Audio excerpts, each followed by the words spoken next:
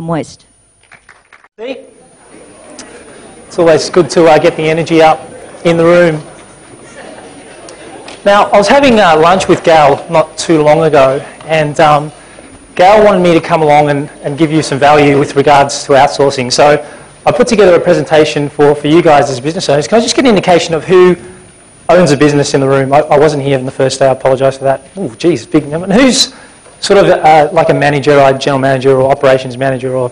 Yep, cool, excellent, fantastic. I'm here for one reason only, and that is to help you guys identify hidden profit centres in your business. But not only that, I want you to actually find and build a team to be able to maximise those hidden opportunities.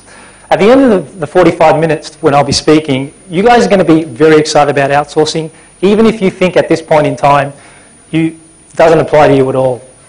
What I'm going to show to you today, I'm going to show you the exact sites that I use and that seven-figure businesses use to outsource for their businesses. I'm going to show you the exact process they go through. I'm going to show you what to write, how to write it. I'm going to pack as much as I can in for 45 minutes. I am going to speak fast because I originally did have 60 minutes. We're going a little bit over time, and we always like to respect people's time. So let's get started with the presentation.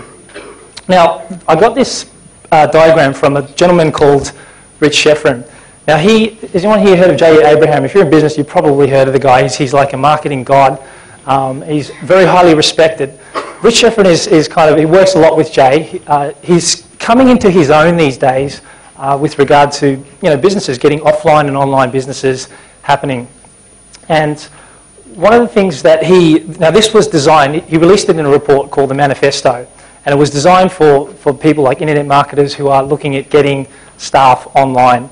Now, people in this room are business owners, so a lot of this stuff probably won't apply to you. However, a lot of this stuff will apply to you. And I'm assuming over the last 2 days or so, your head has been spinning with opportunities and things you have to do when you go away. Has anyone sort of gone away with an information overload of stuff that you've got to go and get done? That happens a lot, obviously, and it's stuff that you definitely do need to get done. But what I'm here to say is that you don't have to do it yourself, okay? You guys heard Sue speak yesterday, is that correct? Yeah, Sue wrote a press release about me recently. I don't know whether any of you saw it. It was about being the laziest man in Australia, I think it was. So she just wrote an article about myself and how I run several online businesses, but I hardly do any work, and I'm always out in the golf course or in the gym or doing something else that has nothing to do with work. And I'm going to tell you today exactly how I achieved that. So what it boils down to, for many of you, when you walk away from here, you're going to, you obviously probably have an organisational chart in your organisation, but that's the reality of it, isn't it? You guys are doing everything. And I want to shift your mindset from going away from here and wanting to do everything yourself to, instead of asking the question, how am I going to do this, ask the question, how can I get this done by someone else? And I want to tell you really briefly about a book that I recently read. Has anyone read the book Good to Great by Jim Collins? Yeah, a couple of people. It's a fantastic little book. I'll talk more about it later, and I will show you the hedgehog concept that we talk about, but I'll just clear that way, sorry. He talks about two characters in the book, a hedgehog and a fox. Now, a fox, when it's hungry, it tries to search for food, wherever it searches for food. And it'll try and eat, if it sees a hedgehog, it'll try and eat the hedgehog. Now, foxes are very intelligent. They're very cunning. They like to try different strategies. They like, trying digging in the burrows. They'll try picking up things and trying to roll it over, whatever it is that they try and do. Hedgehogs, so they're good at sort of a lot of little things. And Monty was talking before, and he showed that picture of a big Swiss Army knife. I'm trying to make the same point here. A hedgehog does one thing really, really well. Okay, hedgehog, what does it do when it's in trouble? It rolls up into a little ball, puts its spikes out, and the fox, no matter what it does, it will never ever be able to penetrate that. So the hedgehog knows time and time again it's going to come out on top. And the fox will always try and diversify and try all these different strategies on how to get that meal, and the hedgehog will win every time. So the reason I tell you that story is because many of you might feel like the fox, or identify, everyone in this room is either a hedgehog or a fox. You're someone who when they see an opportunity, they like to go and chase it. They might chase it for a little bit, and then they'll pull back, and they'll see another opportunity. They might chase that a little bit, they'll pull back, and they might see another opportunity. When you finish the workshop today, you'll go home and you'll think, oh, I've got to start all these different, I've got to start AdWords, I've got to start eBay, I've got to start copywriting for my site, I've got to do this. And is anyone like that now? They've got a big list of things they want to start doing? Yeah. So you guys are foxes if you go and do it yourself, okay? A hedgehog will know exactly what they're good at. So what are your core skills? Where do you bring most value to the market? And they outsource the rest, so they get the rest done by someone else. And that's a very powerful concept, that if you take anything away from today, that would be it. So here are a couple of things that I personally have outsourced. Now, it may not apply to you in business, like in small business, because I don't own a small business, so I can't talk definitively on that. But these are things that might be able to help you in your marketing, in your website, in your traffic conversion. You've been learning a lot about online strategies this weekend. I've actually personally heard every speaker that you've heard this last 2 days at other seminars, so I know what they're all about. I know what they stand for. In terms of getting graphics done, I've had headers, banners, buttons, all these little things, arrows, little things on your site that can make your site look pretty, that can help people direct their attention into certain areas done on your site. I've had an eBay account set up, so did Matt and Amanda sort of tweak your interest about eBay and how it could work for your business? What I had done recently, I'll tell you about it as our case study, but eBay is a great way to drive traffic to your site, and I'm not going to talk about eBay because you've already heard about it. But I'll show you a case study today of how I got an account set up. I got feedback all set up. I got all my listings set up. I got everything automated on eBay to be able to drive traffic to a site, and I paid pittance for it. So I'm going to show you how I did that. I recently have co-authored a book with Andrew Grant.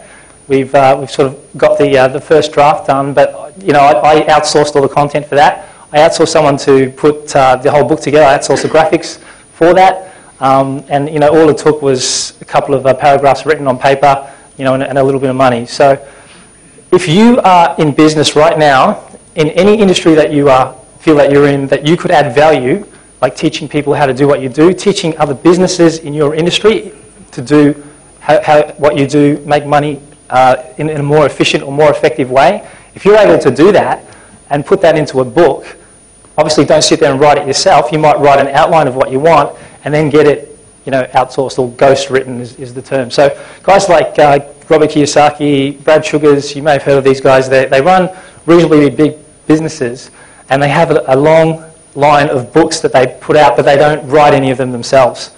Okay, they might have their name on the cover, but they've all got it ghost written. I mean, they're out there doing $300, $400 million deals.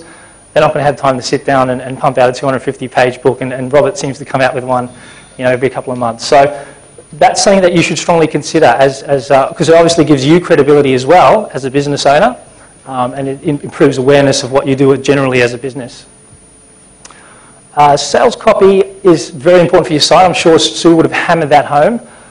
One thing I would point out here is I'm going to talk later on about how to get really good deals on outsourcing. I don't want you to skimp for the sake of saving a few bucks. For example, if you want to outsource your Google campaign, I strongly recommend doing that. You'll go with someone who knows what they're doing. Okay, you don't want to get someone who's giving you a really cheap option and not giving you the best service available. So there are instances where you definitely have to pay, you get what you pay for, but for the purposes of today, and I'm going to show you which tasks you should be outsourcing, which tasks that you should probably give to a very highly trained professional, because it's very important for your business. Blogs, I've had sites where I've wanted to increase traffic to, and paid a very little amount of money to get someone to build a blog on the site, to optimize it for keywords, etc., etc. Again, I believe Barnaby talked to you about blogs. He's offering a good package. I've had the opportunity to have a look over it, and that's something that will be very useful for you as well. But if you want to just optimize your website for certain keywords and you don't want a massive big package, you can just log on an extra blog page to your website, and it will help you in some capacity. I've also had voiceovers done. We had a site that I was selling an ebook with some friends, and we wanted to capture the traffic by getting someone to actually, give someone a nice warm welcome. So if you have got a site that is currently very static, doesn't have any video or doesn't have any audio that welcomes people, talks people through the process, maybe a bit of a navigation through the site, I strongly recommend that. All you need to do is come up with a script and you can get that voiced over as well. And that was very handy for me. So here are a few other things that in your business that might be more applicable that I've listed out here. And I want you to take note, because in a sec I'm going to get you to write down 3 or 4 things that you believe in your business are going to make a big difference to your time and to your bottom line. Product duplication and product fulfillment. I believe any business in this room today could benefit from potentially posting out marketing materials or communication avenues with their clients on a more regular basis. And is Clem in the room? Yep. Clem, put your hand up there, Clem. Could we get a mic to Clem? Clem is the guy who fulfills DVDs, CDs, and a lot of information products for the grants. Now, the grants were telling me that they were getting a lot of questions before, so I just thought I'd mention Clem. Tell us a bit about what you do, Clem. Is that right? Yeah. My company's called Action AV, and basically what we do is we duplicate, print, and fulfill CD and DVDs. So as far as Andrew and Daryl's business is concerned, what they do is they send us all their sales material and information on CD and DVD. They send us the label artwork, the covers, just everything, booklets, whatever goes into the kit, and we do the complete copy, print, pack, and we even fulfill. So they'll send us a list of clients the kits have to go to, and we'll express post or send by certified mail to everyone on that list. And so basically, from start to finish, that entire list is catered for. So, and that's what we specialise in. Great. Can anyone here see the value of keeping in touch, regular contact with their clients through providing materials, information products, or even just regular contact about newsletters and that stuff like that? I mean, I recently heard on eBay that you can't actually sell digital items on there anymore. It's been a rule that they're implementing in a couple of days' time, I think.